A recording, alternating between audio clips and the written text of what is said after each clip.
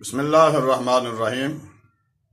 ایک دوست نے سوال کیا ہے، شعبان المعظم کی 15ویں شب جسے ہم شب برات کہتے ہیں، اس میں لوگ بڑے ذوق و شوق سے محبت کے ساتھ نماز تسبیح ادا کرتے ہیں۔ اس کی شرعی کیا حیثیت ہے؟ نماز تسبیح کی فضیلت کیا ہے؟ بات لمبی کیے بغیر جلدی سے اس کا جواب عرض کر دوں۔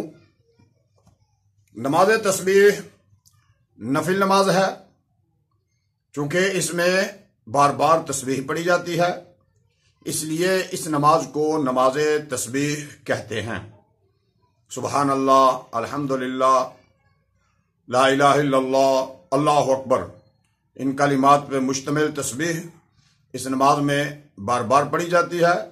پیارے آقا کریم صلی اللہ علیہ وآلہ وسلم نے ارشاد فرمایا کہ جو بندہ مومن نماز تسبیح پڑھتا ہے، اللہ تعالیٰ اس کے گناہ سمندر کی جاگ کے برابر بھی ہوں تو وہ اپنے فضل و رحمت سے معاف فرما دیتا ہے۔ اس کی رحمت سے کچھ بعید نہیں، وہ تھوڑے عمل پہ بندوں کو زیادہ انعام عطا فرما دے، زیادہ اجر عطا فرما دے۔ چھوٹا عمل ہو اور اس پہ گناہ زیادہ معاف فرما دے، یہ اس کی کرم نوازی ہے، اس کے فضل کی بات ہے۔ تو نماز تسبیح اہل ایمان شروع سے پڑھتے آئے ہیں۔ ہمارے ہاں بھی یہ مروج ہے کہ اہل محبت شعبان المعظم کی نصف شب، جس کے بارے میں حضور علیہ السلام فرمایا، اذا کانت لیلۃ النصف من شعبان فقوموا لیلہا وصوموا یومہا، کہ اس کی رات میں عبادت کرو، دن کو روزہ رکھو۔ تو اس کی عبادت کرتے ہوئے اس دوران اہل محبت نماز تسبیح بھی با جماعت ادا کرتے ہیں۔ کچھ لوگ اکیلے اکیلے پڑھ لیتے ہیں۔ تو نماز تسبیح کی جماعت کرنا یہ کیسا ہے؟ نماز تسبیح پڑھنا کیسا ہے؟ نماز تسبیح ایک اچھی عبادت ہے۔ 4 نوافل پڑھے جاتے ہیں ایک سلام کے ساتھ، اور اہل ایمان شوق سے محبت سے یہ عمل کرتے آ رہے ہیں۔ رہ گئی اس کی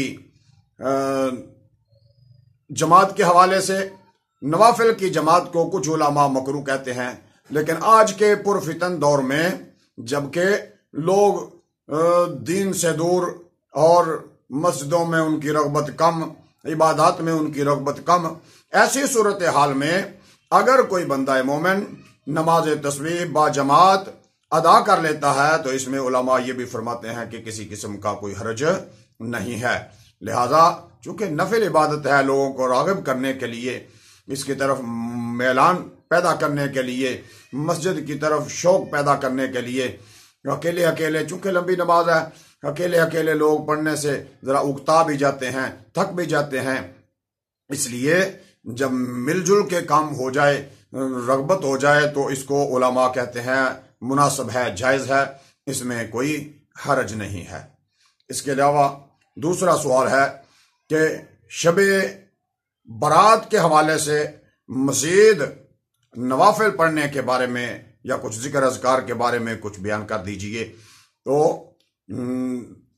شب برات یعنی شعبان المعظم کی 15ویں شب عبادت کی رات ہے، اس میں کثرت کے ساتھ تلاوت قرآن کرنی چاہیے، نوافل پڑھنے چاہیے، اور ایک طریقہ نماز پڑھنے کا شب برات میں جو علماء نے لکھا ہے، کتابوں میں موجود ہے، کہ 4 رکعت نماز ادا کی جائے ایک سلام کے ساتھ، ایک بار سورہ فاتحہ پڑھ کے اس کے بعد 50 مرتبہ سورہ اخلاص پڑھی جائے۔ ایک طریقہ یہ ہے۔ دوسرا طریقہ، دوسری نماز پڑھنے کا، یہ جو میں نے عرض کیا، اس میں ہر رکعت میں سورہ فاتحہ کے بعد 50 مرتبہ سورہ اخلاص پڑھنی ہے، یعنی 4 رکعتوں میں 50 مرتبہ۔ دوسرا طریقہ 8 رکعتیں پڑھی جاتی ہیں، جس کو نماز فاطمی کے نام سے بھی یاد کیا جاتا ہے، اور یوں بیان کیا جاتا ہے کہ آپ نے فرمایا جو کوئی اس طریقے سے نماز پڑھتا ہے 8 رکعتیں، قیامت والے دن میں اس کی بخشش کرواؤں گی۔ حضرت خاتون جنت فاطمہ الزہرا سلام اللہ علیہا نے بیان فرمایا۔ بہرحال واللہ تعالی عالم یہ روایت صحیح ہے یا نہیں، لیکن اس میں بھی چونکہ نوافل ہیں، رغبت ہے عوام الناس کے لیے، لہذا جس کام میں رغبت پائی جائے، عوام شوق کے ساتھ جو کام کرنا چاہیں ان کو نوافل میں کرنے دینا چاہیے۔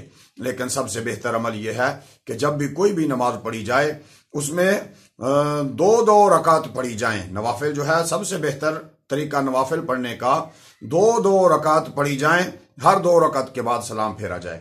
اگر کوئی زیادہ رکعتیں پڑھتا ہے تو 2 رکعت کے بعد پھر یوم یقوم الحساب تک اتحیات مکمل پڑھیں گے، پھر اٹھ کے اگلی رکعت جو تیسری رکعت ہوگی یا 5ویں ہوگی یا 7ویں ہوگی اس میں پھر ثنا سے شروع کیا جائے گا، یعنی ایک طرح سے الگ الگ ہی یہ 2 نفل ہوں گے، صرف درمیان میں سلام نہیں پھیرا جائے گا۔ تو تسبیح نماز فاطمی اس کو ایسے انداز میں پڑھتے ہیں کہ 1 رکعت سورہ فاتحہ کے ساتھ پھر 50 مرتبہ سورہ اخلاص پڑھی جاتی ہے۔ تو میں یہ عرض کرنے لگا تھا کہ سب سے بہتر یہ ہے کہ 2 رکعتیں ادا کی جائیں، ہر 1 رکعت میں جو آسان بھی طریقہ ہے سورہ فاتحہ پڑھنے کے بعد 10 مرتبہ سورہ اخلاص پڑھ لی جائے، ایسے ہی 2 کر کے رکعتیں پڑھتے جائیں۔ اس کے سوا لا الہ الا انت سبحانک انی کنت من الظالمین اس ورد کی کثرت کی جائے۔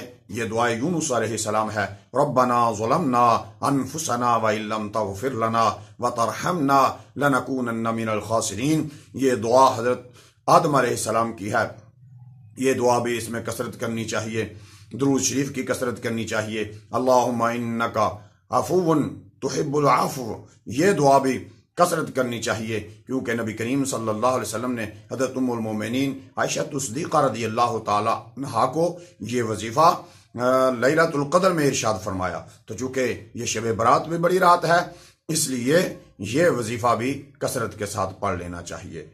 اس کے سوا تلاوت قرآن کریم کیجیے، دیگر جس انداز میں آسان سمجھتے ہیں عبادت کرنا ویسے انداز میں آسان کیجیے، چونکہ یہ سارا سلسلہ نفلی عبادت ہے، اس میں فرض کوئی بات بھی نہیں ہے، لہذا نفلی عبادت جس انداز سے بھی کی جائے، جیسے بھی کی جائے، وہ سارا قبول ہے۔ اللہ کریم جل شانہ ہمیں اس رات کی زیادہ سے زیادہ محبت و شوق کے ساتھ زیادہ سے زیادہ بہتر طریقے سے بہتر عمل کرنے کی توفیق عطا فرمائے، یہ نوافل پڑھنے کی، قرآن کریم کی تلاوت کرنے کی اللہ کریم توفیق عطا فرمائے، آمین۔ وما علیہ الا البلاغ۔